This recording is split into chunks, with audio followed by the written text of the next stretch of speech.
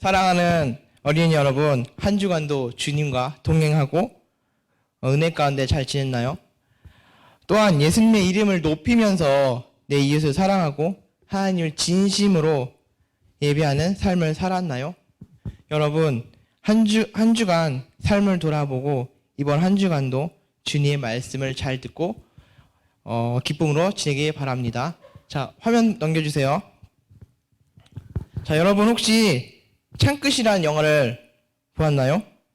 이 영화는 실화를 바탕으로 만들어진 것이며 1956년 짐 엘리엇을 비롯한 5명의 젊은이들은 남미의 에콰도르에서 선교를 하던 중 가장 잔인하다고 알려진 와다니족의 복음을 전하기 위해 조그만 비행기를 타고 해변에 내렸어요. 그런데 닷새가 되던 날에 연락이 끊겨 수색이 시작됐는데 그곳에 해변에 무참하게 살해된 채 발견되었어요. 무참하게 살해된 채 발견되었어요. 근데 그들이 발견된 것 중에 한 가지 의문점이 있었어요. 왜냐하면 그들은 총을 가지고 있었는데도 사용하지 않았다는 거예요. 이 사실은 미국의 많은 사람들에게 신문을 통해 알려졌고 많은 사람들이 분노하고 슬퍼하였어요. 그런데 여기서 이야기가 끝이 아니었어요. 이 젊은 선교사들의 아내 5명들이 아이를 부둥켜 안고 남편이 순교한 나라를 다시 찾아갔으며 와다니 부족의 삶에 들어가 와다니족을 섬기게 되었어요. 그런데 하루는 와다니족 추장이 부인에게 물었어요. 당신은 누구이고 우리를 위해 이렇게 애써 수고하는 이유가 무엇입니까? 부인은 이렇게 대답했어요. 나는 5년 전 당신들이 죽인 그 남자의 아내입니다. 그러자 우리가 또한 그 아내가 말했어요. 그러자 우리가 여기에 다시 오게 된 것은 바로 하나님의 사랑 때문이라고 하였습니다. 그 후 와다니족은 모두 예수님을 영접하게 되었고 지금은 수백 개의 교회가 세워졌다고 합니다. 참 놀라운 감동적인 이야기가 아닌가요? 여러분 정말 참 쉽지 않은 겁니다. 예수님께 사랑으로 또한 복음을 전하라고 말씀하신 것처럼 이 선교사님들도 와다니족에게 더욱더 복음을 전하기 위해 간 겁니다. 사랑이 없다면 쉽지 않은 결과거든요. 자, 이제 말씀을 들어가겠습니다. 사랑하는 여러분, 이 이야기처럼 바울은 온갖 핍박과 목숨을 위험 속에서도 복음을 전했어요. 그 이유는 원희 선생님 저 이제 화면 좀 넘겨주세요. 저를 넘겨주세요. 네, 저를 보여주게 합니다. 네, 그 이유는 예수님의 사랑을 전하는 것이 목숨보다 가치 있다는 것을 알았기 때문이에요. 또한 바울은 빌립보에서 감옥에 갇히는 고통을 당하면서도 데살로니 사람들에게 복음을 전하는 일을 목숨보다 가치 있다고 생각했어요. 또한 두려워하지 않았어요. 데살로니에 들어가서 심한 회방으로 오래 있지 못해서 베레아라 하는 곳으로 몸을 피했어요. 또한 목숨을 위협을 알면서도 데살로니로 들어간 바울은 생명을 살리기 위한 유모의 마음이었고 아버지의 마음이었어요. 그렇다면 우리는 삶에서 힘들지만 꼭 해야 하는 가치는 무엇일까요? 첫 번째로 영혼을 살리는 일이 가장 가치 있는 일입니다. 우리는 육체와 영혼이 있어요. 육체는 언젠가는 반드시 죽습니다.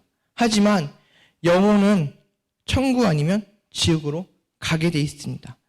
지옥으로 가는 영혼은 구원의 천국을 가게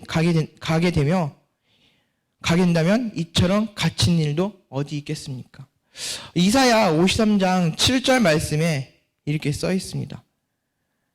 좋은 소식을 전하는 평화를 공포하며 복된 좋은 소식을 가져오며 구원을 공포하며 시온을 향하여 이르기를 내 하나님이